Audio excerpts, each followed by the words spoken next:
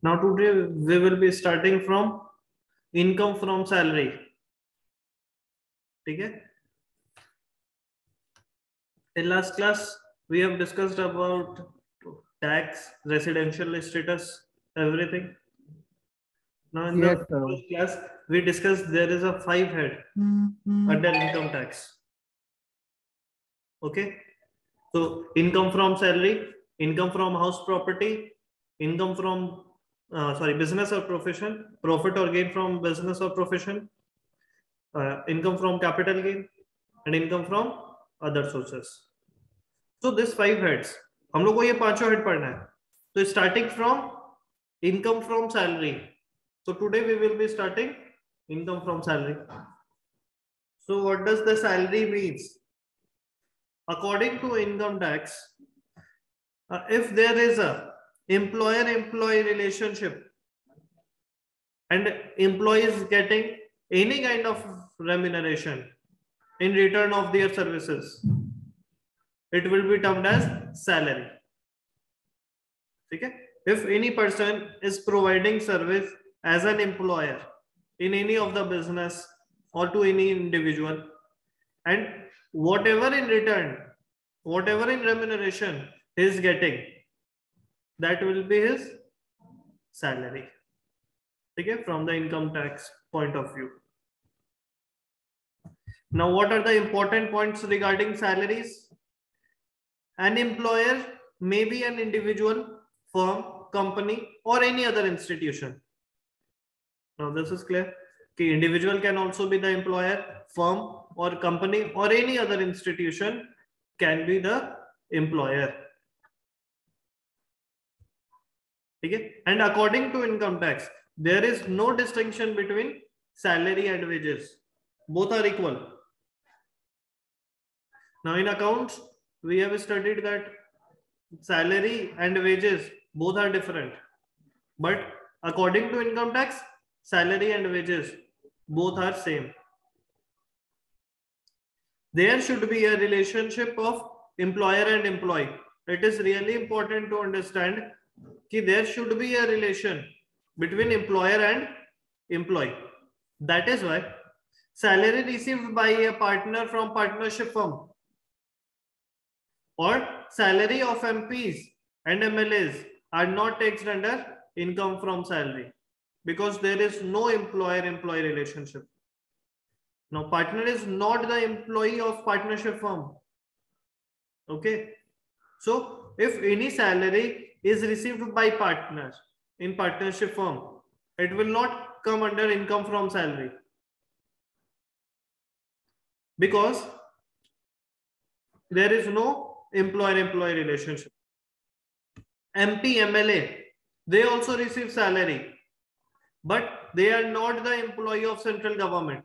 They are the public representatives. They are not the employee of central government. So there is no employer-employee relationship. So that will also not come under income from salary. Got it? Salary and pension received from foreign government are taxable under the head salary. Whoever be the employer, if any person in India is receiving any remuneration. Good afternoon sir. Good afternoon sir. थोड़ा हिंदी में भी उसको conclude कर दीजिए, बता दीजिए. Good afternoon sir. देखो अभी तक क्या बताया कि सैलरी और वेजेस में कोई डिफरेंस नहीं है, ठीक है ना, इनकम टैक्स के हिसाब से. और कोई भी रेम्यूनरेशन जो कि एक एम्प्लॉय को मिल रहा होता है एम्प्लॉयर के द्वारा, तो वो सर्विसेज के बदले, तो वो सारा का सारा सैलरी का पार्ट बन जाएगा. ठीक है. और employer employ relationship should be there. उसके बाद है कि if salary is received from more than one employer, then total salary received will be taxable under this head. अब हम हो सकता है ना कि दो जगह काम कर रहे हैं, दो जगह से सैलरी मिल रहा है, दो जगह पार्ट टाइम जॉब कर रहे हैं, दो जगह से हमको सैलरी मिल रहा है, तो वो दोनों का सैलरी ऐड होके मेरा टोटल सैलरी बनेगा और उस पर टैक्स लगेगा. ठीक है। उसके बाद if employer is paying income tax on the salary of his employ, वो भी सैलरी में इंक्लूड होगा, क्योंकि देखो सैलरी पे इनकम टैक्स कौन देगा? खुद एम्प्लॉय। इनकम टैक्स खुद एम्प्लॉय को देना। बट अगर एम्प्लॉय के बदले कौन पेमेंट कर दे रहा है टैक्स? एम्प्लॉयर। तो वो भी सैलरी का पार्ट है। तभी देखते होगे कि तुम्हारे अगर कोई जान पहचान में जॉब कर रहा होगा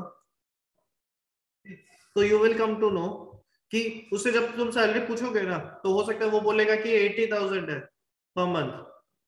तुम पूछोगे कि इन हैंड कितना आता है, कैश कितना आता है, तो वो कम बताएगा।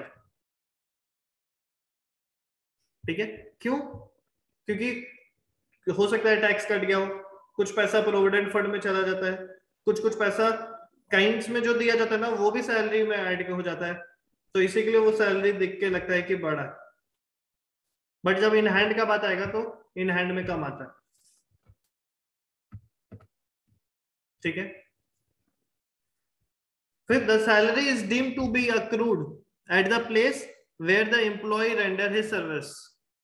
एम्प्लॉय जहां पे सर्विस प्रोवाइड कर रहा है हम लोग उसी प्लेस को मानेंगे कि दैट प्लेस की income is accrued in that place where the person was rendering his service. Suppose करो कोई पर्सन है जो यहाँ सर्विस किया एंड आफ्टर रिटायरमेंट अब्रॉड जाके रहने लगा, फॉरेन कंट्री में रहने लगा, now he will be receiving pension. यहाँ अगर गवर्नमेंट जॉब किया बाहर जाके रह रहा है तो उसको पेंशन मिलेगा क्या? पेंशन टैक्सेबल होगा क्योंकि वो तो उसको बाहर मिल रहा है। Yes sir. वो टैक्सेबल होगा क्यों? क्योंकि वो सर्विस कहाँ दिया था? इंडिया में। इंडिया में। ठीक है, तो हम लोग को इससे मतलब है कि वो सर्विस कहाँ पे दे रहा है? इंडिया में सर्विस दे रहा है, टैक्सेबल होगा, पैसा कहीं भी मिले। But there is one exception to the rule. If the salary is paid by government of India to citizen of India for providing service in foreign countries, तो उसको हम लोग मानेंगे कि वो इंडिया ही में अक्रू हो रहा है। ये जनरली उन लोग के लिए है जो एम्बेसी में काम करते हैं। एम्बेसी समझते हो? Yes sir, multinational company. नहीं, एम्बेसीज, इंडियन एम्बेसी, इसका मतलब हर कंट्री में क्या होता है ना, इंडिया का अपना एम्बेसी है, हर कंट्री का अपना अपना एम्बेसी होता है हर कंट्री में। रॉ एजेंट या फिर कुछ होता है। रॉ एजेंट वो सब सर है जो वीजा पासवर्ड बना के देता है इमरजेंसी में। हाँ, एम्बेसी वही होता है जो वीजा पासवर्ड बना के देता है, या कोई इमरजेंसी सिचुएशन आता है तो सपोज करो बाहर जो इंडियंस रह रहे हैं वो इंडियन एम्बेसी में जाके सेफली रह सकते हैं। तो इंडियन एम्बेसी में जो काम कर रहा है वो हमेशा फॉरेन कंट्री में। ठीक है, सपोज करो कि अगर हम लोग बात करते हैं अमेरिका का, अमेरिका में एक इंडियन एम्बेसी है तो वहां पे तो काम वही कर रहा होगा ना जो अमेरिका में रह रहा हो, बट इंडियन सिटीजन है। Yes sir. तो उसको सैलरी कौन देगा? Indian government. Indian government. क्योंकि वो इंडियन का काम कर रहा है ना, इंडिया का काम कर रहा है, तो उसको जो सैलरी मिलेगा ना वो माना जाएगा कि कहाँ पे हो रहा है? इंडिया ही में अक्रू हो रहा है, उसका टैक्स इंडिया में लगेगा। ठीक है। If loan has been taken by employee from his employer, then it is not treated as salary. अगर कोई लोन लेते हैं एम्प्लॉयर से तो वो सैलरी नहीं है, लोन लिया है, लोन चुकाना है, वो सैलरी में इंक्लूड नहीं होगा। ठीक है। If salary has been surrendered by employee, then also it will be taxable. Surrender करने का मतलब, अब सपोज करो कि कोविड का जो सिचुएशन था लास्ट ईयर, अब हो सकता है ना कि कोई एम्प्लॉयर अपने एम्प्लॉय को बोले कि आई एम अनेबल टू पे you the salary because of this lockdown, अभी कोई काम नहीं हो रहा, मेरे पास पैसा नहीं, हम सैलरी नहीं दे पाएंगे। तो एम्प्लॉय अगर बोल दिया कि ठीक है जितना टाइम लॉकडाउन है उतना टाइम का सैलरी मत दीजिए, सरेंडर कर दिया, तो भी वो सैलरी टैक्सेबल होगा, सरकार टैक्स लेगा, उसको सैलरी मिला या नहीं मिला। पर अगर कॉन्ट्रैक्ट में लिखा हुआ है कि अगर सरेंडर ऑफ सैलरी कर सकता है एम्प्लॉय या कितना अमाउंट सैलरी का सरेंडर कर सकता है, तो फिर उस केस में वो टैक्सेबल नहीं होगा। और बिना कॉन्ट्रैक्ट के अगर कभी कोई एम्प्लॉय अपना सैलरी सरेंडर कर दिया तो वो टैक्सेबल होगा, टैक्स लगेगा। ठीक है, पॉइंट समझ में आया? फिर the salary become taxable when it is due, it is immaterial, when will it be paid. कब पेमेंट मिलेगा उससे मतलब नहीं है। किसी का सैलरी 10 तारीख को ड्यूज होता है, 10 तारीख को वो टैक्सेबल हो गया, उसका पैसा उसको 1 महीना 2 महीना नहीं मिला, कोई बात नहीं, टैक्स देना पड़ेगा। पर अगर एडवांस में सैलरी मिल गया तो जिस समय सैलरी मिला उस समय टैक्स दे दो। मतलब पहले पैसा मिले या पहले ड्यूज हो, दोनों में से जो पहले हो जाए पहले टैक्स भर दो। ठीक है? Yes sir. अब एक डियरनेस अलाउंस होता है। मिल रहा है तो हम ऐसे भी कर सकते हैं ना, जैसे मंथली, जैसे मेरा 10 तारीख को सैलरी आता है तो उस टाइम में जाके हम जमा कर सकते हैं। क्या चीज? या फिर एडवांस में टैक्स भी भरना पड़ेगा? नहीं, एडवांस में टैक्स नहीं भरना होगा। हर महीना का ऐसा नहीं है कि हम लोग हर महीना करके टैक्स दे रहे हैं उसको। कैलकुलेशन जब एंड में होता है ना, तो हो सकता है कि हमको 10 ही महीना का सैलरी मिला हो इस साल में, पर उससे सरकार को मतलब नहीं है। सरकार बोलेगी आपको 12 महीने का सैलरी हम मानेंगे कि मिल गया, टैक्स दीजिए। समझे? Yes sir.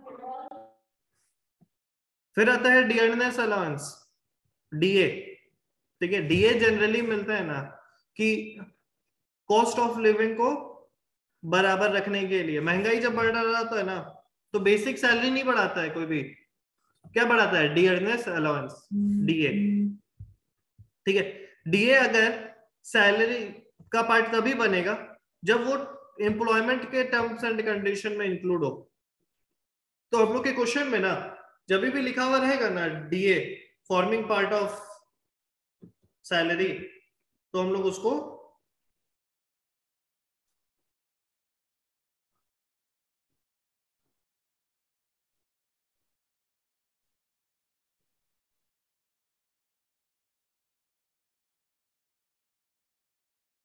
ये कौन किया है?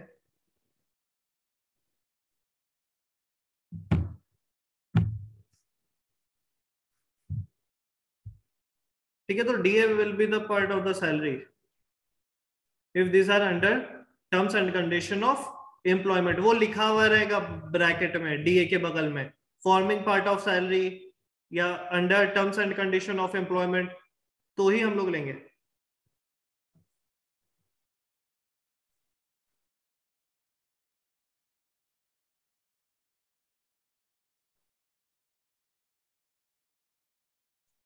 विश्वजीत, अगर नेक्स्ट टाइम से अगर किए हो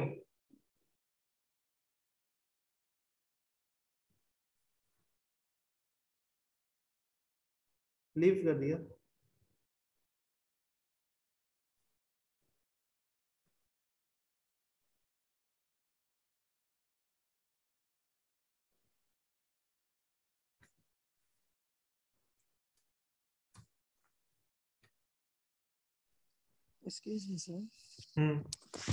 सर अगर कोई कंपनी अगर 1 करोड़ की प्रॉफिट कमा रही है तो उसको सरकार को कितना पेमेंट टैक्स देना पड़ेगा सर?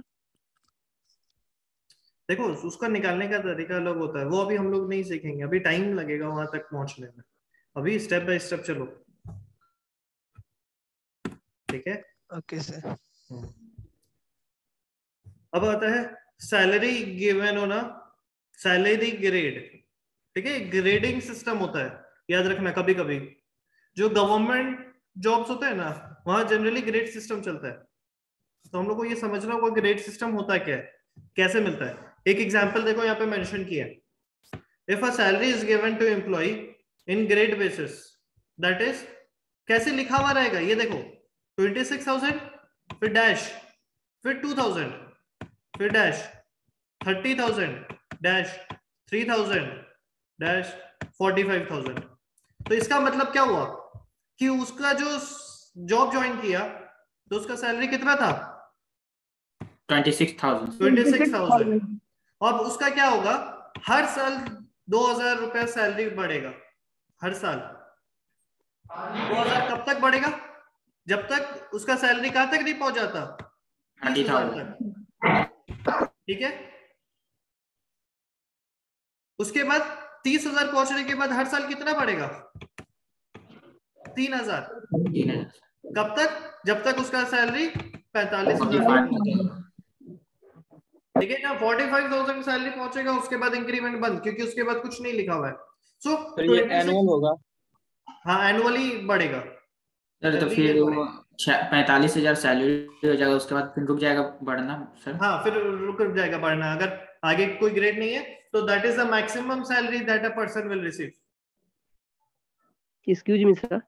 हाँ सर, ये जो ग्रेड बेसिस है, इस तरह का कितने टाइप का होता है? मतलब ग्रेड बेसिस जो एगो है, मतलब कि बढ़ रहा है सैलरी, इसमें और टाइप होता है क्या सर नहीं। इस तरह का? Okay sir. ठीक है, तो ये था अलाउंसेस, मतलब सॉरी सैलरी के बारे में। अब हम लोग क्या पढ़ेंगे? अलाउंसेस। अलाउंसेस। देखो, दो चीज आएगा सैलरी में, एक अलाउंस और एक परक्यूजिट। हम लोग आज के क्लास में अलाउंस करेंगे। ठीक है, आज के क्लास में अलाउंस करेंगे और नेक्स्ट क्लास में परक्यूजिट करेंगे। अब अलाउंस होता क्या है समझ लो। जब कोई जॉब करने गया, जब भी तुम जॉब करने जाओगे, you will be getting the salary.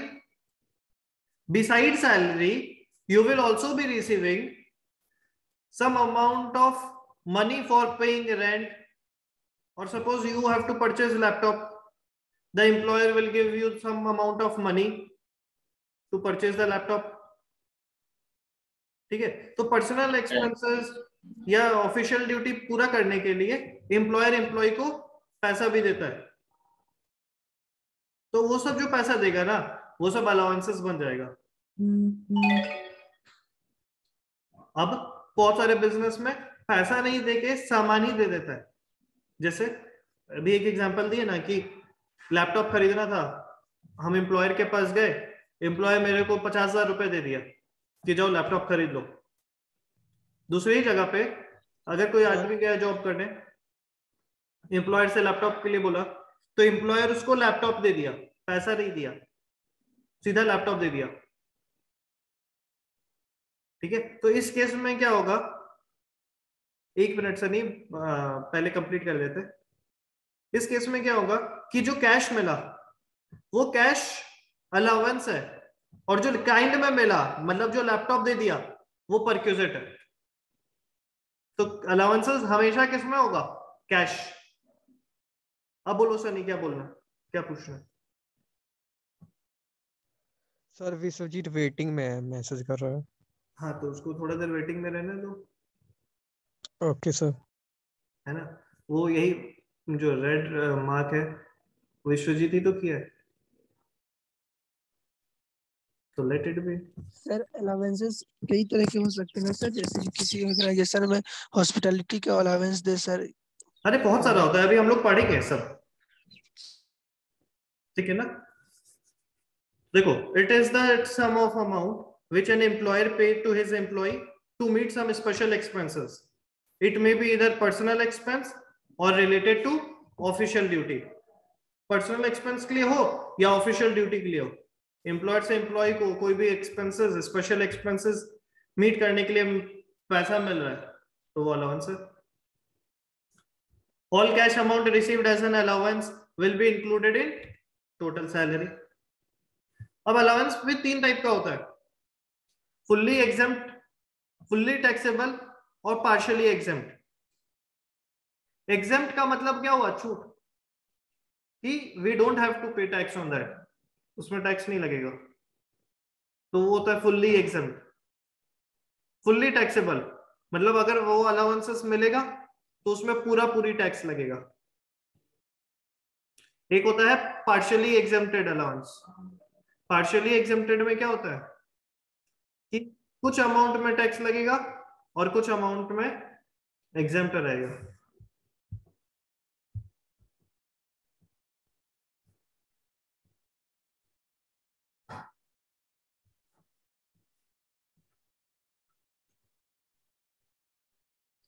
Vishwajeet,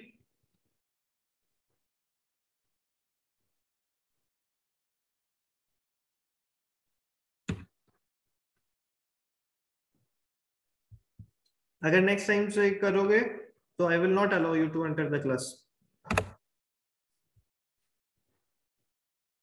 fully exempted allowances, कि फुल्ली एग्जेम्प्टेड अलाउंसेस क्या है, जिसमें पूरी टैक्स में क्या मिलेगा, हमको छूट मिलेगा।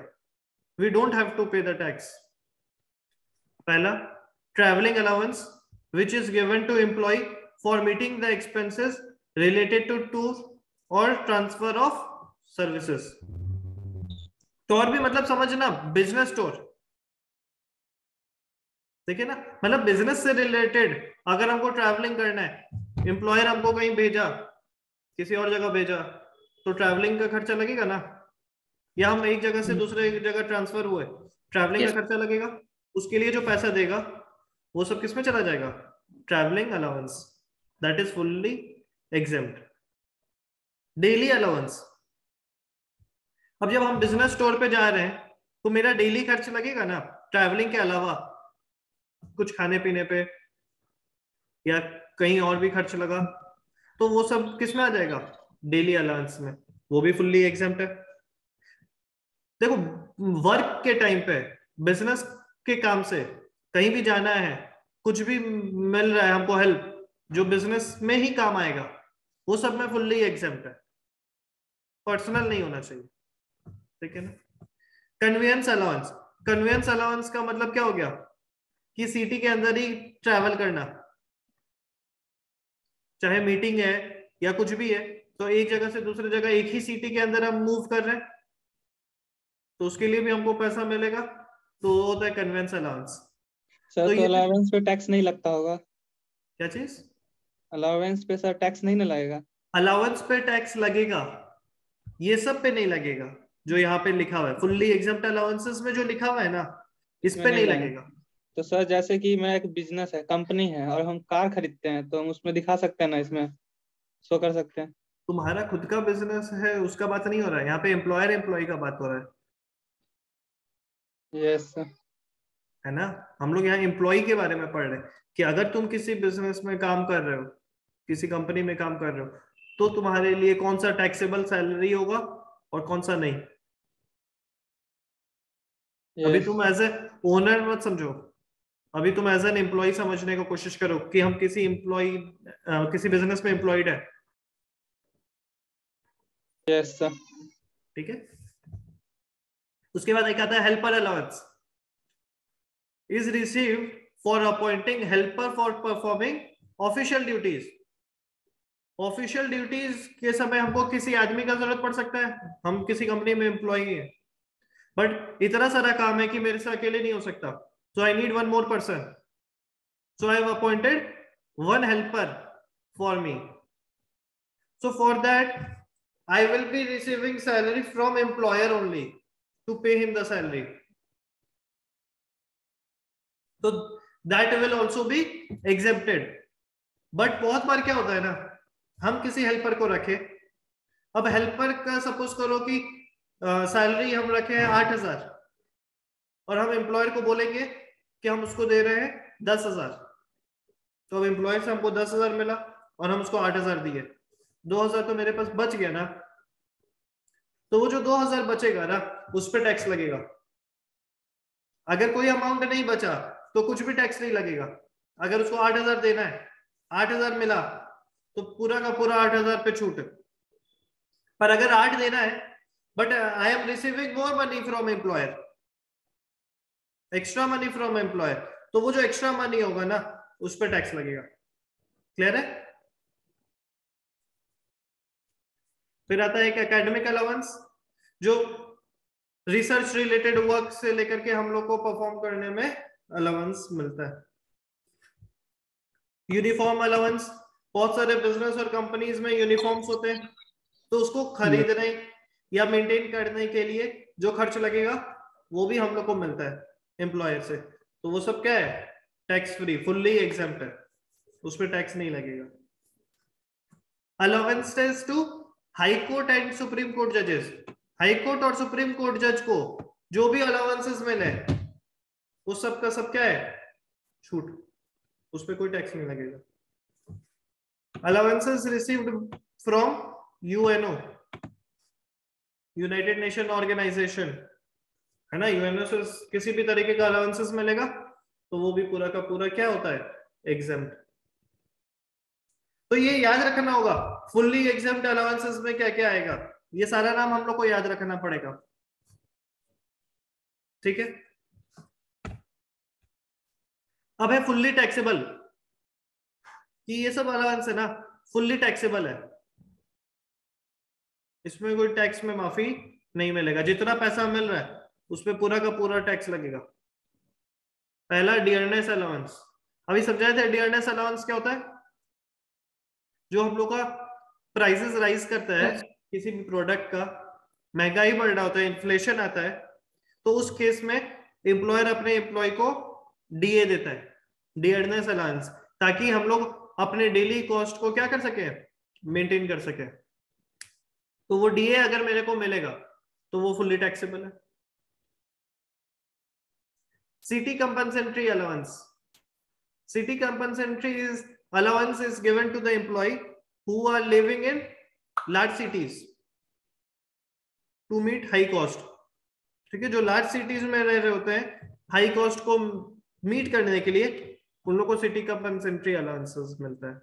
जैसे मुंबई, दिल्ली, ये सब जगह रहना महंगा है, तो वहां पे सिटी कंपनसेटरी अलाउंस दे सकता है, नॉट नेसेसरीली कि हर एम्प्लॉयर देगा। Rural allowance, when any employee goes to the rural area where there is no proper facilities available, तो कोई भी वहां जाके क्यों काम करेगा, तो उसको एक्स्ट्रा पैसा देता है रूरल अलाउंस करके, कि भाई अगर रूरल एरिया में जाके काम करोगे तो तुमको एक्स्ट्रा पैसा देंगे, तो वो एक्स्ट्रा पैसा टैक्सेबल होगा जो रूरल अलाउंस के नाम पे मिल रहा होगा। Non practising allowance, non practising allowance employees को दिया जाता है not to do private practices. मतलब अब सपोज करो कि डॉक्टर किसी हॉस्पिटल में नौकरी कर रहा है, ठीक है, एम्प्लॉयड है, now that hospital will tell the doctor कि I will pay you extra money but you will not run your private clinic, तो उसको नॉन प्रैक्टिस करने के लिए अलाउंस दिया कि you don't have to run your private clinic, तो उसको बोलते हैं नॉन प्रैक्टिसिंग अलाउंस, ठीक है। It is given to the employ who are allowed to do private practice, who are not allowed to do होगा यहाँ पे, ठीक है। फिर मेडिकल अलाउंस, किसी भी तरीके का मेडिकल अलाउंस अगर एम्प्लॉयर से मिल रहा है, इलाज करवाने के लिए पैसा मिल रहा है, तो वो सब क्या होगा, fully taxable. Servant allowance, servant रखने के लिए अपने घर पे या अपने काम के लिए हम सर्वेंट रखे हैं, उसको जो सैलरी दे रहे हैं, अगर एम्प्लॉयर सैलरी दे रहा है मेरे सर्वेंट को तो वो फुल्ली टैक्सेबल है। टिफिन अलाउंस, लंच अगर प्रोवाइड करता है एम्प्लॉयर, टिफिन प्रोवाइड करवाता है अगर एम्प्लॉयर वर्किंग कंडीशंस में, तो वो भी क्या होगा, फुल्ली टैक्सेबल। फिर over time allowance, over time, कोई एम्प्लॉय अगर ओवर टाइम काम किया है किसी बिजनेस में तो उसको क्या मिलेगा, over time allowance. Over time allowance. Night allowance, जो एम्प्लॉइज नाइट में काम करते हैं तो उनको नाइट अलाउंस एक्स्ट्रा पैसा दिया जाता है। क्या हो, क्यों सर नॉन प्रैक्टिस अलाउंस समझाइएगा तो एक बारी। नॉन प्रैक्टिसिंग अलाउंस बेसिकली वो अलाउंस है जिसमें प्राइवेट प्रैक्टिस करने से मना किया जाता है। Yes sir. ठीक है, जैसे कोई डॉक्टर किसी हॉस्पिटल में जॉब कर रहा है he is employed in a hospital. अब या सर। वो डॉक्टर अपना प्राइवेट क्लिनिक खोल सकता है ना, यस तो सर। हॉस्पिटल वाला बोलेगा कि नहीं आप अपना प्राइवेट क्लिनिक मत खोलिए, हम आपको एक्स्ट्रा पैसा देंगे। तो प्राइवेट क्लिनिक नहीं खोलने के लिए एक्स्ट्रा पैसा दे रहा है, उसको बोलते हैं non practising allowance. Yes sir.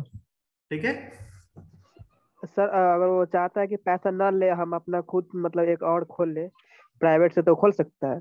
तो अगर एम्प्लॉयर परमिशन देगा तब ना, एम्प्लॉयर उसको जॉब ही नहीं देगा। Okay sir. ठीक है, तो ये सब तो था कि सिंपल हम लोग को नाम याद रखना है। फुल्ली एग्जाम्ड में ये आता है, याद रखो नाम। फुल्ली टैक्सेबल में ये आता है, याद रखो नाम। अब हम लोग को मेन पढ़ना कहाँ होता है, जो पार्शियली एग्जेम्प्टेड अलाउंसेस होते हैं वहां पर। ठीक है, पार्शियली एग्जेम्प्टेड अलाउंसेस को हम लोग को पढ़ना होता है। तो दिस अलाउंस में भी फुल्ली और partially exempted on the completion of some certain condition. कोई कंडीशन पूरा फुलफिल कर देगा ना, तो उस केस में या तो पूरा पूरी एग्जाम्प्ट या पार्शियली एग्जाम्प्ट होगा। ठीक है, सबसे पहले आता है education allowance. Education allowance it is exempt at the rate ₹100 per month per child up to maximum of 2 children. अब कोई एम्प्लॉय है जिसका बच्चा है, अब एम्प्लॉयर कितना भी पैसा दे सकता है, ठीक है, उस पर कोई रोक नहीं है। पर इनकम टैक्स बोला है कि हम छूट कितना देंगे, हम एग्जाम्प्ट कितना करेंगे, maximum up to the ₹100 per month per child and maximum for 2 children. ठीक है, एक एग्जाम्पल के तौर पे क्वेश्चन लिखो।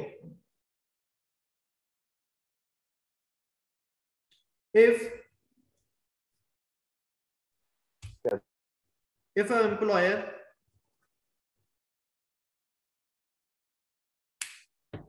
is giving education allowance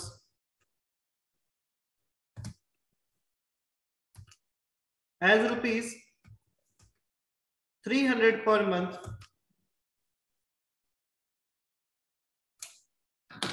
for 3 children. So repeat again, please. If an employer is giving education allowance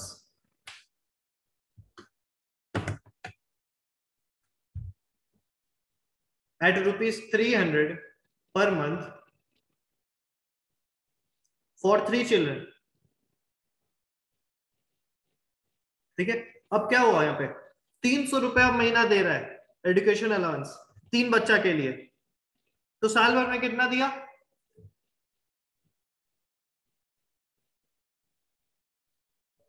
3600 sir. अरे 300 ना, पर month per child for 3 children है, पर month per child 78,000 sir. 7,200 sir. 7,200 7,200। Yes sir. तो उसको total amount कितना मिला employer से एजुकेशन अलाउंस के नाम पे, 7,200। अब टैक्स क्या बोला कि we will be giving maximum exemption of ₹100 per month और मैक्सिमम फॉर 2 चिल्ड्रन। तो कितना एग्जम्पशन देगा, 2400 रुपया। 2400 रुपया। तो हम लोग क्या करेंगे, 7,200 में 2400 का छूट मिल गया, तो 7,200 में 2400 को माइनस कर देंगे, 2,400 को माइनस कर देंगे, the remaining amount will be taxable. 7,200 minus 2,400, the remaining amount will be taxable.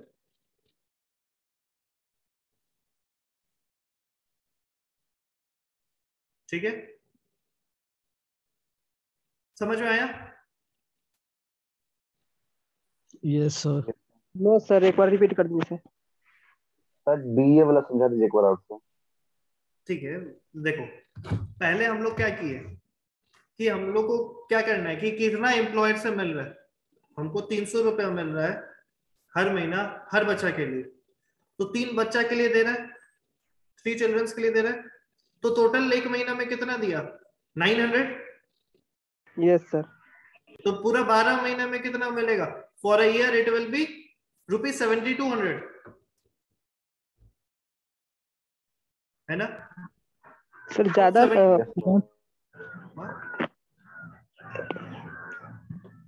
Sir ज्यादा होना चाहिए, 10,800 होना चाहिए सर। सॉरी 10,800 होगा, 10,800। Yes sir. ठीक है, तो हम लोग को कितना मिल रहा है? 10,800। और हम लोग को मैक्सिमम एग्जेम्पशन कितने का है?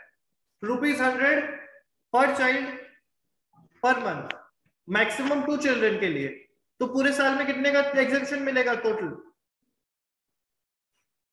2400 का। तो क्या हो जाएगा?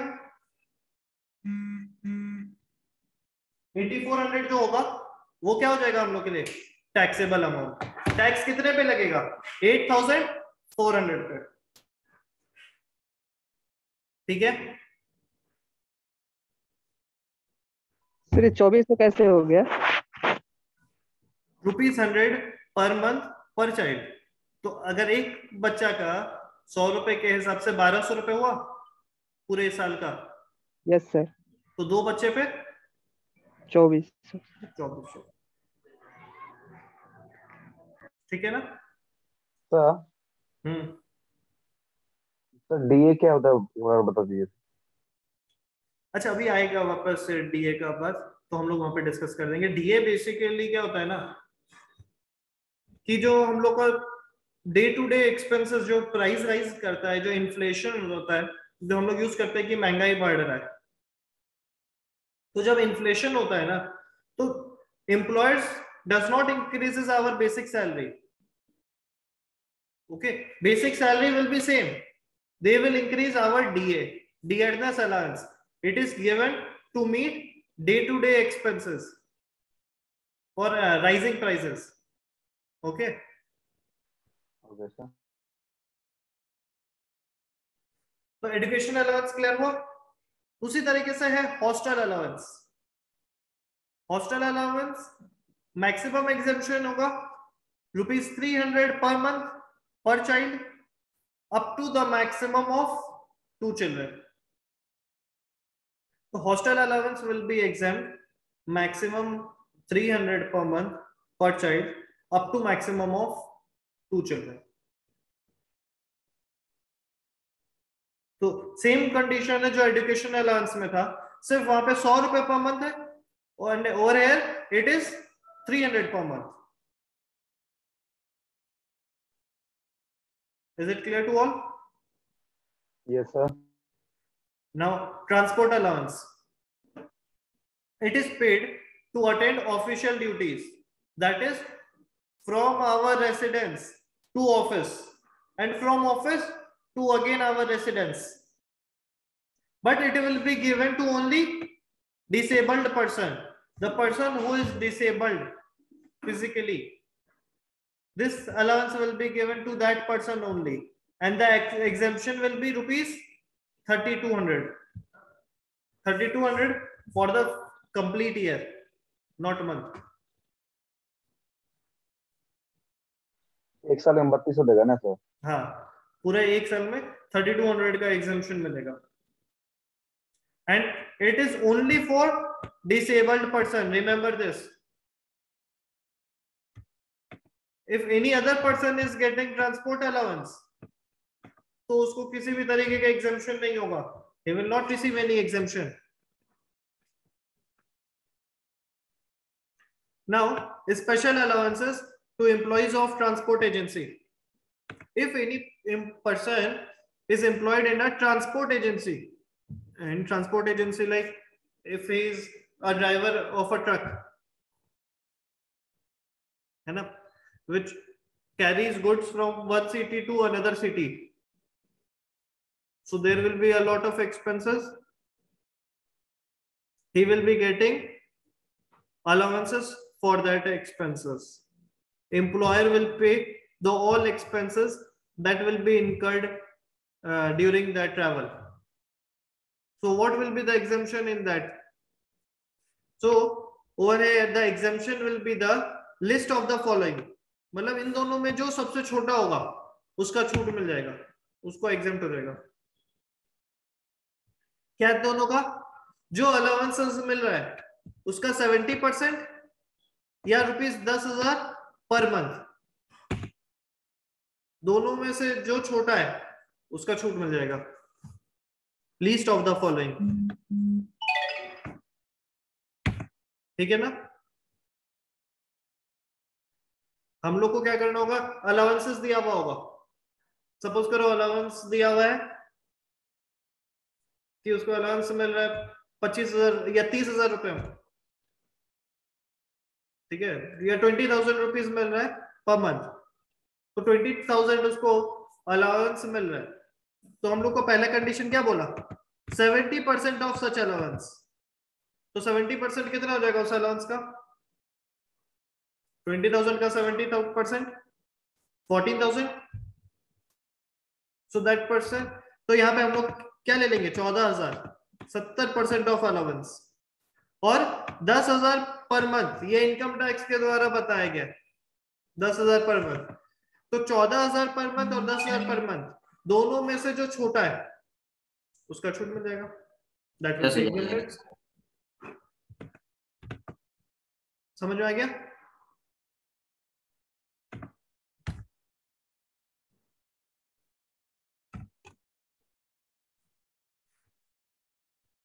अब बात आता है एंटरटेनमेंट अलाउंस, ठीक है। सर जो 20,000 रुपीज था उसमें से 14,000 का मतलब टैक्स रहेगा, 6,000 छूट मिलेगा सर? नहीं, जी वापस से बताते हैं, इधर रुको, क्वेश्चन लिखो, समझ में आएगा तभी। A person working in a transport agency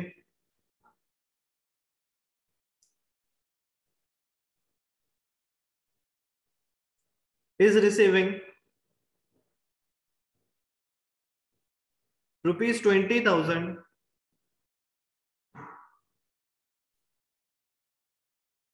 as an allowance,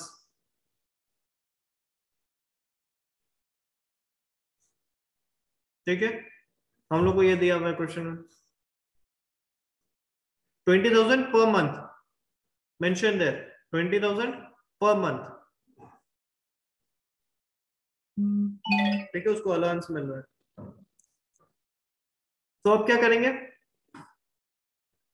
we will be calculating two amount. एक अमाउंट तो हमको दिया हुआ है 10,000 रुपए महीना, और दूसरा अमाउंट हम लोग क्या निकालेंगे? 70% ऑफ सच अलाउंस रिसीव्ड। हमको अलाउंस कितना रिसीव हो रहा है महीने का? 20,000। 70% विल बी 14,000, है ना। तो अब 14,000 और 10,000, 14,000 एंड 10,000, दोनों में लिस्ट कौन सा है? 10,000 लिस्ट है। यस। तो 10,000 का क्या मिल जाएगा हमको? एग्जेम्पशन। तो एग्जेम्पशन तो पता चल गया कि चलो 10,000 रुपए महीना है, दैट इज इन टोटल 1,20,000 मेरे को एग्जेम्पशन मिलेगा पूरे साल में। पर टैक्सेबल कितना अमाउंट होगा? तो हमेशा याद रखना, टैक्सेबल अमाउंट निकालने के लिए जितना अलाउंस हमको मिलता है उसमें से एग्जेम्प्ट को माइनस कर देते हैं। हमको मिल कितना रहा था? 20,000 पर मंथ, तो पूरे साल का कितना हो गया? 2,40,000। 2,40,000। और छूट कितने का मिला? 1,20,000। 20,000 का सर। तो टैक्सेबल कितना हो जाएगा? 1,20,000। 1,20,000 जो डिफरेंस आएगा वो टैक्सेबल हो जाएगा। तो लिख लो, taxable amount is equals to allowance received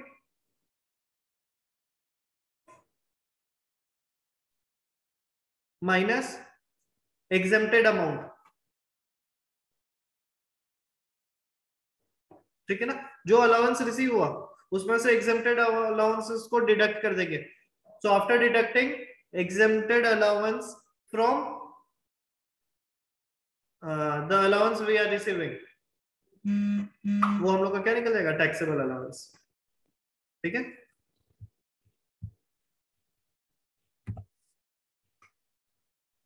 now the next one is entertainment allowance।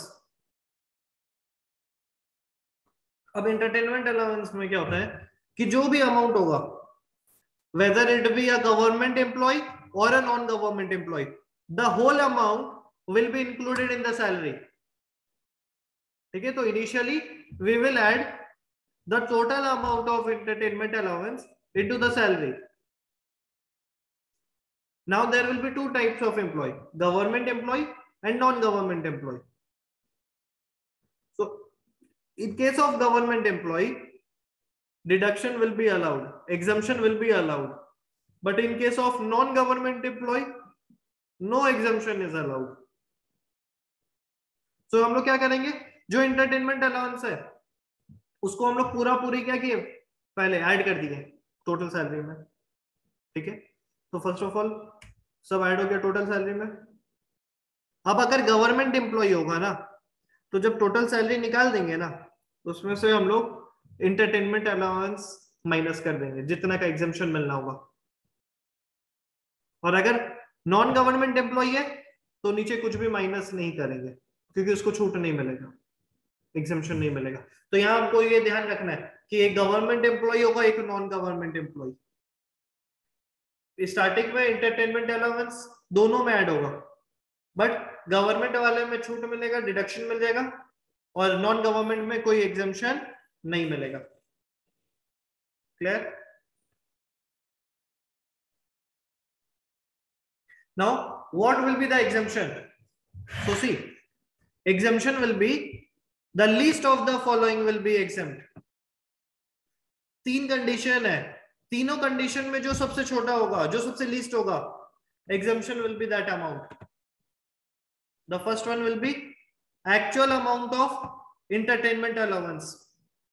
जो एक्चुअल अमाउंट हमको एम्प्लॉयर से मिल रहा है इंटरटेनमेंट अलाउंस के नाम पे, वो ले लेंगे। उसके बाद 20% ऑफ एम्प्लॉइज बेसिक सैलरी, सिर्फ बेसिक सैलरी को लेंगे। मतलब अगर हमको डीए या कोई और भी चीज दिया हुआ है ना, बोनस, कमीशन, किसी को नहीं लेंगे, सिर्फ बेसिक सैलरी। बेसिक सैलरी का 20% और मैक्सिमम अमाउंट बोला है 5000। तीनों में से जो छोटा होगा उसका छूट मिल जाएगा, वो एग्जेम्प्ट हो जाएगा, और उसको हम लोग टोटल सैलरी में से क्या करेंगे, माइनस कर देंगे, अगर गवर्नमेंट एम्प्लॉय है तो। और अगर नॉन गवर्नमेंट एम्प्लॉय है तो नो डिडक्शन इज अलाउड, उसको कोई भी तरीके का छूट नहीं मिलेगा, ये याद रखना। क्लियर हुआ सबको? Yes sir. Yes sir. चलो बढ़िया। अब एक आता है हाउस रेंट अलाउंस। देखो ये एक लास्ट अलाउंस है जो हम लोग पढ़ने वाले हैं। हाउस रेंट अलाउंस, नाम से क्या लग रहा है कि घर का रेंट भरने के लिए अलाउंस मिल रहा है? Yes sir. Yes sir. Employ को मिलता है। तो अगर employ is living in his her own house and receiving the amount of HRA from employer, the whole amount will be taxable. खुद का घर है फिर भी हम एचआरए ले रहे हैं एम्प्लॉयर से, तो क्या हमको रेंट कहीं भरना है? नहीं, खुद के घर पे रह रहे हैं बट फिर भी हमको एचआरए मिल रहा है, तो उस केस में पूरा का पूरा जो हाउस रेंट अलाउंस मिल रहा होगा ना, वो फुल्ली टैक्सेबल हो जाएगा, क्योंकि हमको रेंट नहीं भरना है। छूट कब मिलेगा? जब हम एक्चुअली में रेंट के घर पे रह रहे हैं और हमको एचआरए मिल रहा है। ठीक है, तो if employ is living in a rented house and receiving the amount of HRA from employer, ठीक है ना, house rent allowance, then list of the following will be exempt। इन तीनों में से जो छोटा होगा उसका डिडक्शन मिलेगा, उसका एग्जेम्पशन मिलेगा। ठीक है, क्या क्या होगा? तीन। पहला, actual amount of HRA received, जो हम लोग को एक्चुअल अमाउंट रिसीव हुआ एचआरए का वो ले लेंगे। सेकेंड में rent paid minus 10% of salary. जो रेंट पे करेंगे उसमें से 10% ऑफ सैलरी को क्या कर देंगे, माइनस। दूसरा कंडीशन। तीसरा condition, if employ is living in Delhi, Mumbai, Kolkata and Chennai, then 50% of salary. Or if employee is living in any other city, then 40% of salary. तीसरे कंडीशन में बोला है कि हम लोग को ये देखना है कि रह कहां पे रहा है, दिल्ली, मुंबई, कोलकाता, चेन्नई, इन चारों में रह रहा है तो 50% सैलरी का, और इसके अलावा कहीं और रह रहा है तो 40% ऑफ सैलरी। ठीक है, इन तीनों को कंपेयर करेंगे। इन तीनों में से जो सबसे छोटा होगा उसका क्या मिल जाएगा, एग्जेम्पशन। अब ये बताओ कि अगर कोई एम्प्लॉय नोएडा में रह रहा है तो उसको 50% ऑफ द सैलरी मिलेगा या 40% ऑफ द सैलरी मिलेगा, तीसरे कंडीशन में 40% मिलेगा। 40% मिलेगा। ये मत अज्यूम कर देना कि नोएडा, गुड़गांव ये सब दिया है तो वो दिल्ली में आएगा, नहीं। अगर दिल्ली लिखा है तो ही दिल्ली लेंगे। ठीक है, यस सर। अब हम लोग यहाँ पे देखें ना कि 50% ऑफ सैलरी लेना है, 10% ऑफ सैलरी लेना है, 40% ऑफ सैलरी लेना है, तो इस सैलरी का मतलब क्या होगा। तो देखो, salary includes basic salary plus DA, वो भी डीए कौन सा, जो फॉर्मिंग पार्ट ऑफ एम्प्लॉयमेंट हो, plus commission at fix rate on sale. मतलब अगर ये तीन चीज दिया हुआ है तो ये तीनों को जोड़ के हम लोग सैलरी लेंगे। इसका 10% या इसका 50 या 40%, जैसा भी केस हो, हम लोग उसको चार्ज करेंगे। क्लियर है।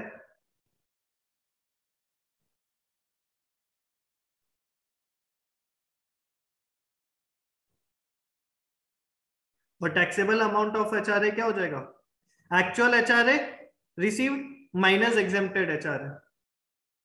Is it clear to all of you? Yes sir. Yes sir.